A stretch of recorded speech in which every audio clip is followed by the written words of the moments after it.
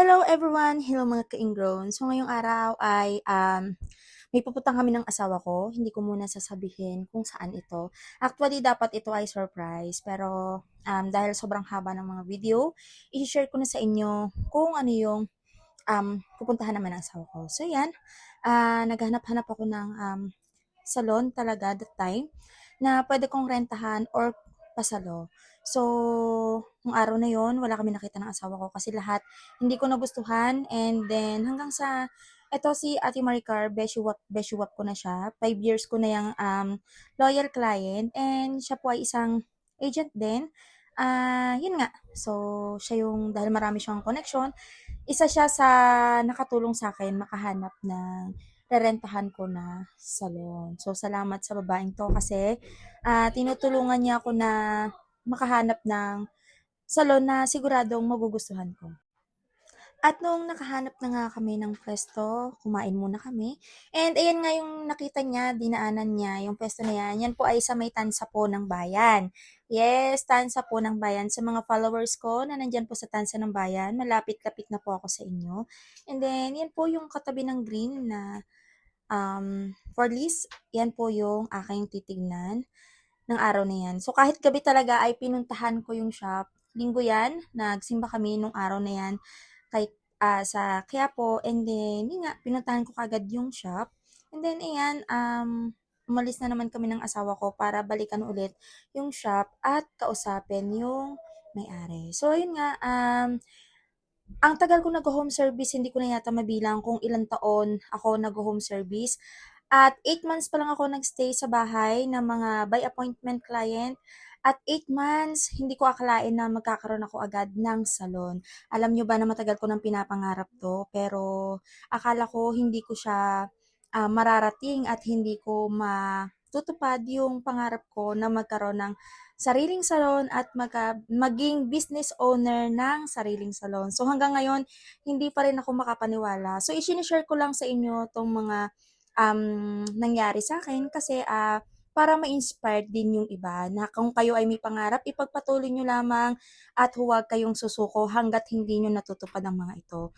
So, ito po ay binibigay parang inspiration ko po sa iba na kapwa ko nail tech na hindi po habang buhay ay mangangamuhan at mag-home service po kayo.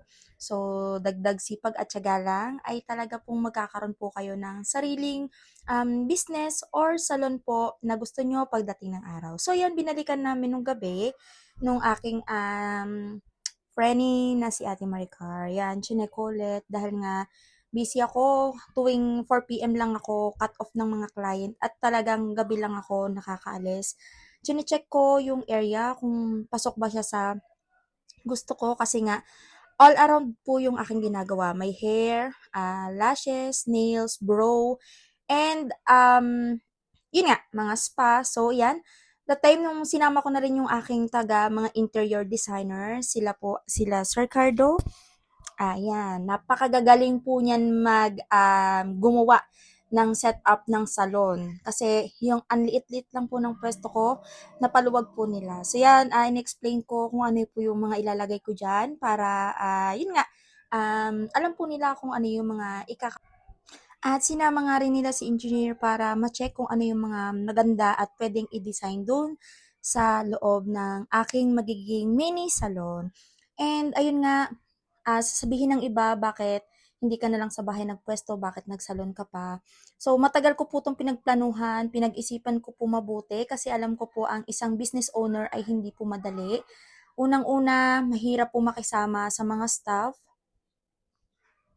And ayun nga, dating ako lang yung, sarili ko lang yung minamanage ko, sarili ko lang yung iniisip ko. Ngayon kasi, marami ka nang iisipin, hindi lang yung sarili mo, yung staff mo, and then kung paano mo papalaguin yung business mo.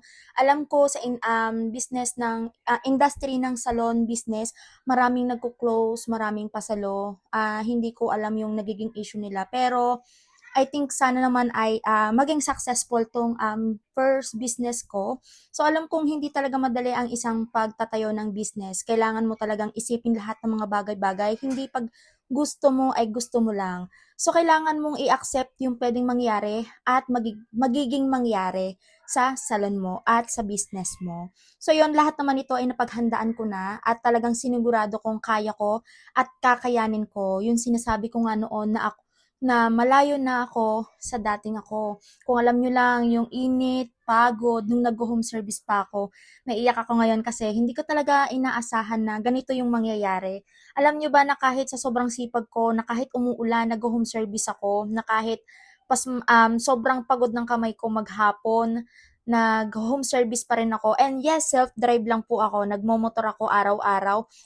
Alam nyo ba na napakahirap mag-service, kalaban mo yung init-ulan, tapos pagod yung kamay mo maghapon, mababasa ng ulan. So, wala tayong magawa kundi talagang lumaban sa buhay para sa ating pamilya. So, ito nga pala ay pasilip ko sa inyo sa aking munting salon. Talaga pong ito ay pinagkagastusan ko at talaga pong sinabi ko sa sarili ko magtatayo ako ng salon. Dapat yung maganda na kasi kumbaga worth it po talaga kasi ito po ay para sa inyo, sa mga client ko. Gusto ko po pag pumasok kayo sa salon ko, maayos, malinis, ang ganda ng ambiance, mabango. So, ayun po. Eto, nagpapasalamat ako kay Sir Cardo at sa kanyang mga kasamahan na bumuo ng mini salon ko. So proud po ako sa inyo, napakagagaling niyo po, napakahuhusay. Hindi po nagkamali sa inyo si Ate Maricar ng pagpili na ibinigay po sa akin. So, yun po. Ayan po yung aking mga hanging cabinet po dyan, paglalagyan po ng mga ibang gamit. And talagang nagpapasalamat po ako kasi ang bilis po nilang gumawa. Talagang wala po akong masabi. Ilalagay ko po sa taas kung saan nyo po pwedeng makontak si Sir Cardo, tagatan sa Cavite lang din po yan. Napakamura po sa kanila at saka talaga pong worth it, hindi sayang inyong binayad.